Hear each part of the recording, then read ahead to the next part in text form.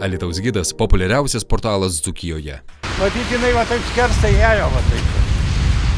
Antradienį po maršrutinio mikroautobuso ratais papuolė per perėją ėjusi moteris. Nelaimė atsitiko, kai keleivinis Mercedes-Benz važiavo Jotvingių gatve ir sukdamas į Rūtų gatvę nepraleido perėją ėjusios moters bei partrenkė ją. Pagal kelių eismo taisykles pirmumą turėjo pėsčioji. Vairuotojas aiškino, kad moters nepastebėjo, nors ant šios rankinuko ir buvo šviesą atspindintis atšvaitas.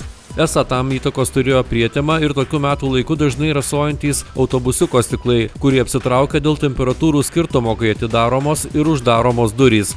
Vairuotojo teigimu tamsiųjų metų laikotarpiu bei esant tokioms oro sąlygoms vairuoti ir sudėtinga ir pavojinga, o per dieną tenka nuvažiuoti apie 250 km. Pirminiais duomenimis nukentėjo 60–70 metų moteris, ji išvežta greitosios pagalbos automobiliu.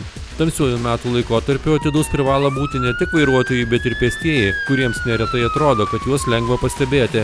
Net ir per pėsčiųjų perėją patariama eiti įsitikinus, kad vairuotojas jūs pastebėjo.